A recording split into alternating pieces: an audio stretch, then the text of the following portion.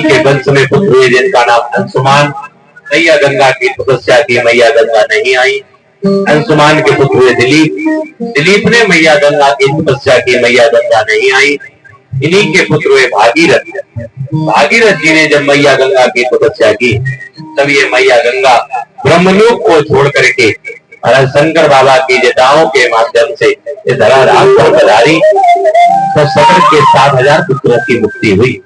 इसीलिए ये भागीरथी गंगा कहलाते हैं। तो भागीरथी गंगा की गंगा में स्नान किया है भगवान ने, और करना चाहिए भैया।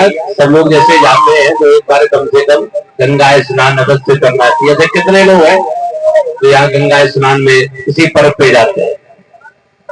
अकेले परीक्षित जी बस, आप लोग कोई नहीं है, कोई नहीं, यही लोग आ रहे थोड़ा मनी हो गया। कानपुर को होके कम से कम गंगा तो ना भैया, कानपुर को ऐसे एक लोग थे, एक लोग थे भाई, कोई पुण्य ना करे, कोई पूजा पाठ ना करे, कोई मंत्र जप ना करे, तो भाई किया क्या जाए? तो देवी जी उनकी बोली एक काम करो, जब तुम कुछ नहीं करते हो तो कम से कम गंगा नहाए, कम से कम गंगा नहाए, जो कुछ तो करो, कुछ तो तरन तारण हो जाए। बोले हम गंगा नहाने नहीं जाएंगे भाई, वहां कौन जाए? सर्दी में ठंडा पानी, जड़ा जाएंगे, बीमार पड़ जाएंगे, हम न जाते। गंगो नहीं नहाए महाराज, घर ही बने रहे, और घर में ही जैसे बने रहे तो भाई कोई पूजा पाठ नहीं किया, तो धीरे धीरे करके चले भी गए। पत्नी बड़ा सोच रही थी कि देखो भाई कम से कम पूजा पाठ किए नहीं, पुण्य कोई किया नहीं, तरन तारण होगा कि नहीं होगा। तो एक काम करे, कम से कम भाई अब ये तो चली गई हैं तो इनकी जो अस्थियां हैं वो तो महाराज गंगा तक पहुंचाई दी जाए। कम से कम गंगा में अस्थियां चली जाएंगी तो कुछ तो तरन तारण होगा इनका। तो बच्चे को बुलाया, बड़े वाले को, कोई काम करो, पिताजी की अस्थि कलश से गंगा लिए जाओ। बोला नहीं मेरे पास टाइम नहीं है। तो छोटे वाले से कहा तुम लला लिए जाओ। ठीक है भाई अब लिए जाए। तो महाराज वो लेकर के चला। अब विचार कर रहा है कि देखो भाई वो गंगा तक जाना, कहाँ के? इलाहाबाद। इलाहाबाद तक चले जाओ। अब वो कानपुर से चले गए और आज चलते चलते सरसौल के आगे तक पहुंचे। जैसे पहुंचे तो भाई देखा भाई आगे जाना कितनी दूर, और थोड़ा आगे भाई और चले फतेहपुर पार करके। जैसे फतेहपुर पार करके और बोले अब कितना? बोले थोड़ा और बोले। तो बढ़ते बढ़ते महाराज इलाहाबाद के लगभग 12 किलोमीटर और थक गया, बैठ गया एक जगह पे। पूछा भैया अब इलाहाबाद कितनी दूर है? बोले बस 12 किलोमीटर बचा है। बगल में देखा तो इतना बड़ा एक नाला बह रहा। उसने पूछा भाई साहब ये नाला जो है ये कहाँ जाता है? बोलिए सीधा इलाहाबाद जाता है, संगम में पहुंचा है वही सीधा।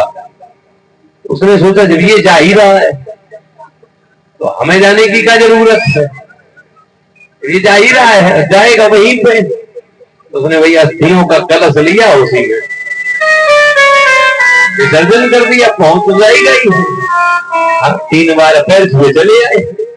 लौट के आए, माता जी ने पूछा वो पिताजी गंगा जी पहुंचा दी? पहुंच गए। बोले मतलब पहुंच गए, पहुंचाए नहीं है? अब सोचे जब हम उधर से इधर आ गए तो 12 किलोमीटर पहुंचे। हाँ माता जी पहुंच गए, हम पहुंचा आए बिल्कुल सकुशल, वो पहुंच गए। चलो लाला बड़ा बढ़िया किया।